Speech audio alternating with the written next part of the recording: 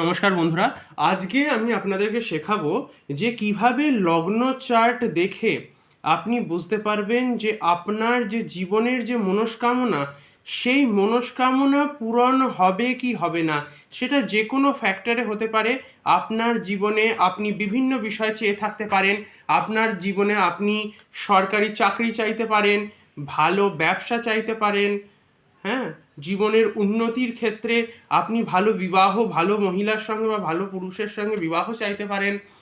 আপনার বেশিরভাগ মনস্কামনাগুলো যেগুলো আপনার জন্য ভালো হবে, সেই ভালো মনস্কামনাগুলো পূরণ হওয়ার জন্য এই লগ্নচার্টে উপস্থিত কোন কোন গ্রহগুলি আপনার জীবনে সহায়ক হতে পারে এবং সেই গ্রহগুলি কোন কোন কক্ষে উপস্থিত থাকলে আপনার জীবনে আপনার মনস্কামনা যা আছে সেটা পূরণ হতে পারে, সেই বিষয়ে আমি আজকে আলোচনা করব। প্রথমত বিষয় আপনাকে বুঝে নিতে হবে, শুধু এটা চাকরি ব্যবসা বা বিবাহের ক্ষেত্রেও নয়, এক্ষেত্রে অনেক ক্ষেত্রে শত্রু দমনেরও ব্যাপার থাকতে পারে।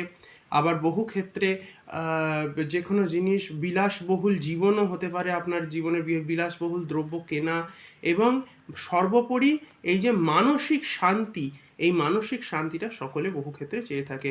তো আপনার আকাঙ্ক্ষিত এই বিষয়গুলির ভেতরেই কোনো না কোনো একটি বিষয় বা সবকটা বিষয়ই আপনার জীবনে আশার কথা হয়ে থাকে।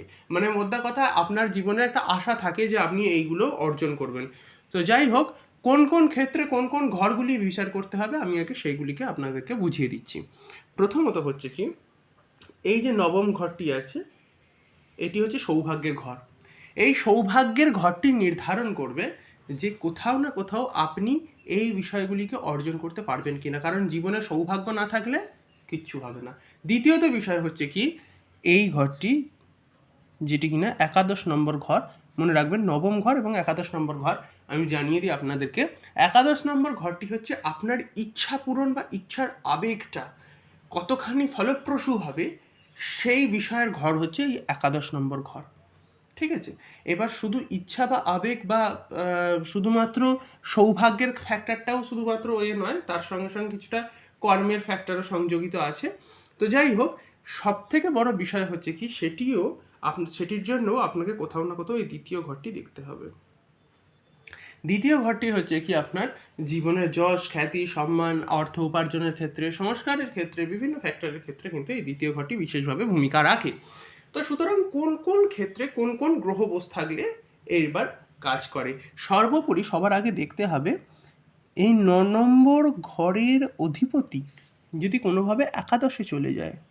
যদি একাদশের অধিপতি 9 চলে আসে, তাহলে আপনার মনস্কামনা পূরণ হওয়ার চান্সেস বেশি।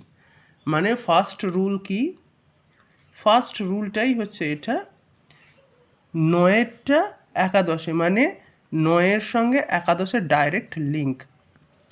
অধিপতি কিভাবে গণনা করা হয়, ধরুন এখানে মীন রাশি বসে আছে, মীন রাশির অধিপতিকে বৃহস্পতি, দেখুন বৃহস্পতিরা যদি এখানে বসে থাকে, তো সেক্ষেত্রে আপনার মনোরথ পূরণ হওয়ার চান্সেস অনেক বেশি, কারণ আপনার ভাগ্য সেখানে সদয় হবে আপনার মনোরথ পূরণ হওয়ার ক্ষেত্রে।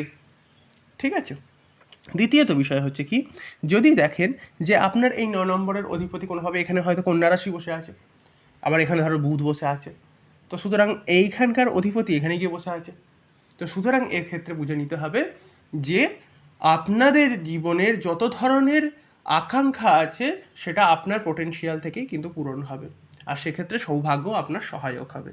এবার রাশির অধিপতি কি করে বুঝবেন, রাশির যে লর্ড কি করে জানবেন, সেটার জন্য আমি বলবো আপনি গুগলে সার্চ করে নিতে পারেন কোন রাশির কোন অধিপতি আছে, গুগল স্পষ্টভাবে বলে দেবে। এ বিষয়ে যদি বলতে যাই তাহলে ভিডিও অনেক লম্বা হয়ে যাবে, এবং কোন কোন ঘরে কোন কোন রাশির অধিপতি বসলে কী কী হবে না হবে সেই সমস্ত বিষয়গুলো আপনি একটুখানি দেখে নেবেন। দ্বিতীয় আরেকটি বিষয় বলে দিই, যদি দেখেন একাদশের অধিপতি দ্বিতীয় গেছে, দ্বিতীয়ের অধিপতি একাদশে এসেছে, ঠিক সিমিলারলি যেমন 9 আর একাদশ, ঠিক সিমিলারলি কিন্তু দ্বিতীয় একাদশের সঙ্গে যদি দেখেন এই ধরনের কিছু লিঙ্ক আছে, এই একাদশ আর 9-এর ভেতরেই যদি দ্বিতীয় আর একাদশের ভেতরে কোনো লিঙ্ক আছে, তো তাহলে বুঝে নেবেন যে কোথাও না কোথাও আপনাদের মনোরথ বা ইচ্ছা পূরণ হওয়ার সম্ভাবনা অনেক বেশি।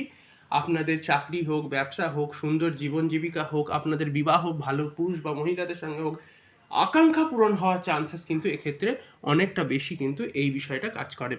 আর একটা বিষয় আমি বলে দিচ্ছি, 9-এর সঙ্গে দ্বিতীয়ের লিঙ্গ যদি থাকে সেক্ষেত্রেও কিন্তু আপনার, বিশেষত ক্ষেত্রে বলে দিচ্ছি, ব্যবসা কিংবা মাল্টিপল সোর্স থেকে ইনকাম, এই সমস্ত বিষয়গুলোর একটা সুপ্রভাব কিন্তু আপনার থাকে।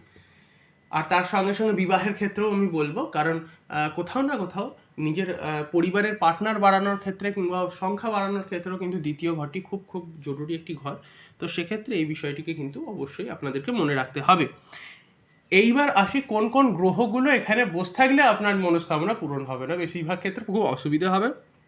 এক বাক্যে সেটা বহু লোক জানে। নবমে, একাদশে, মানে বিশেষত নবমের মধ্যে বলে দিচ্ছি, নবমে যদি কোথাও শনি বসে থাকে তাহলে মনস্কামনা পূর্ণ হতে অনেক দেরি হবে, অনেক কষ্ট হবে। যদি এখানে কোথাও না কোথাও আপনার রাহু বসে থাকে সেক্ষেত্রে বহু ক্ষেত্রে আপনার কিন্তু ফাটকা লাভ ফাটকা ক্ষতি এরকম কিন্তু ব্যাপার হয়ে থাকতে পারে। যদি এখানে কোথাও কেতুর অবস্থান হয় তো সেক্ষেত্রেও কিন্তু সেই ধরনের বিষয় কিন্তু হতে পারে। এই বিষয়গুলোকে কিন্তু একটুখানি মনে রাখবেন। যদি এগুলো একটুখানি মনে রাখতে পারেন তাহলে আমি বলবো কি, এই 3টি গ্রহ বাদ দিয়ে যদি এখানে আপনার যে কোনো ভালো গ্রহ, বৃহস্পতি, রবি, বুধ বসে থাকলে সব থেকে ভালো নবম ঘরে। যদি সেটা না বসে থাকে, যদি বুধ বসে থাকে সেটাও সম্পদ প্রাপ্তির জন্য বা জীবনে সৌভাগ্য প্রাপ্তির জন্য ভালো, যদি কোনো বুধের সঙ্গে কোনো পাপ গ্রহের সংযুক্তি না থাকে মঙ্গল চন্দ্রের মতো। তো এই বিষয়গুলোকে কিন্তু বুঝে রাখতে হবে। দ্বিতীয় বিষয় হচ্ছে কি, এই 11 নম্বর ঘর, এই 11 নম্বর ঘরের ভেতরে ইন্ডিভিজুয়ালি অনেক গ্রহ আছে যেগুলো বসলে অনেক ধরনের ভালো হবে, কি হবে, কিন্তু মনে রাখতে হবে কয়েকটি জ্যোতি এই 11 নম্বরে আছে, যে জ্যোতিগুলো বসে থাকলে অনেক ধরনের ক্ষতি হতে পারে। যেমন কিসের জ্যোতি বলে দিচ্ছি, রবির সঙ্গে শনি, শনির সঙ্গে বৃহস্পতি, তাহলে দেখবেন আপনার সৌভাগ্য কাজ করছে না, আকাঙ্ক্ষিত জিনিস আসছে না সেরকম। এই জিনিসগুলো হয় একাদশে যাদের এইসব বিষয়গুলো থাকে, একটুখানি বুঝে নেবেন। এইগুলো থাকলে কিন্তু আপনার ক্ষেত্রে কিন্তু সৌভাগ্য বা মনস্কামনা সেরকম পূর্ণ হওয়ার কিন্তু চান্সেস নেই। শনির সঙ্গে বৃহস্পতি, কোথাও না কোথাও কেতুর সঙ্গে মঙ্গল, কখনো কখনো অনেক ক্ষেত্রে হয় রাহুর সঙ্গে শনি। এই বিষয়গুলো যদি একাদশে বসে থাকে সেক্ষেত্রে আপনার মনস্কামনা কিন্তু পূর্ণ হওয়ার ক্ষেত্রে অনেক চাপ থাকবে। আর শুধু এই যে ইউতিগুলোর কথা বললাম, এগুলো তো কিছু ইউতি আছে, এরকম আরও অনেক অনেক ইউতি আছে যেগুলো সংযুক্তি আছে। মোটামুটি এই কটা জ্যোতির কথা বললাম। যদি এই জ্যোতিগুলো কোথাও না কোথাও একাদশে, দ্বিতীয়তে এবং নবমে এসে বসে পড়ে তো তাহলে কিন্তু সেক্ষেত্রে কিন্তু অনেকটা চাপ হতে পারে, আপনার মনস্কামনা পূরণ হওয়ার ক্ষেত্রে অনেকটা কিন্তু প্রেশার যাবে। আপনি চাইবেন হয়ে যাক, কাজটা হয়ে যাক, কিন্তু হওয়া কাজ কিন্তু এরা ঘুরিয়ে দিতে সক্ষম, এই ধরনের মানে ইউতিগুলো। এবং এই শুধু এই দশম নবম বা মানে একাদশ নবম বা দ্বিতীয়ের ক্ষেত্রে আমি শুধু বলছি না, সমস্ত যে গ্রহ মানে কক্ষগুলি আছে সেই কক্ষগুলির ক্ষেত্রে একইভাবে প্রযোজ্য এই ইউতিগুলো। তো সুতরাং এই ইউতিগুলোর কথা একটু মনে রাখবেন।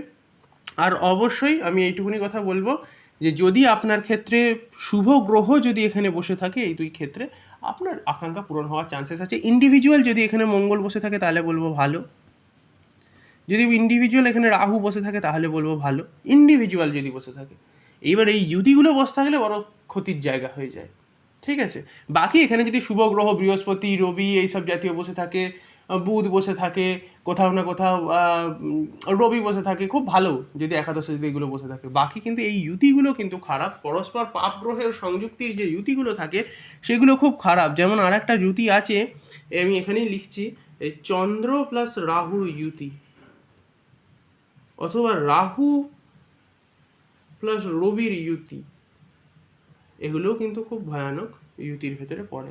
এগুলো মনে রাখবেন, যে কোনো জায়গায় বসুক না কেন এগুলো কিন্তু হার্মই করবে, আপনাকে খুব ভালো করবে না। যাই হোক, আজকের মতো ভিডিওটি এইটুকুই। যদি আপনারা কোনো ধরনের কনসালটেশন নিতে চান অবশ্যই নিচে একটু কমেন্ট করবেন, আমি নিজের হোয়াটসঅ্যাপ নাম্বার প্রোভাইড করে দেবো, সেখানে আপনি ডাইরেক্টলি হাই লিখে মেসেজ করবেন, আপনার সঙ্গে আপনার যোগাযোগ হয়ে যাবে। আপনার যে কোনো ধরনের কোনো প্রবলেমস থাকলে তার সলিউশনস ডাইরেক্টলি বলে দেবো। তার সঙ্গে সঙ্গে আপনি যদি ভিডিওটিকে লাইক না দিয়ে থাকেন অবশ্যই একটা লাইক দিয়ে দেবেন এবং চ্যানেলটিকে অবশ্যই সাবস্ক্রাইব করতে ভুলবেন না। আমার সঙ্গে এতক্ষণ অবস্থান করবার জন্য আপনাদেরকে প্রেমপূর্বক অনেক অনেক ধন্যবাদ।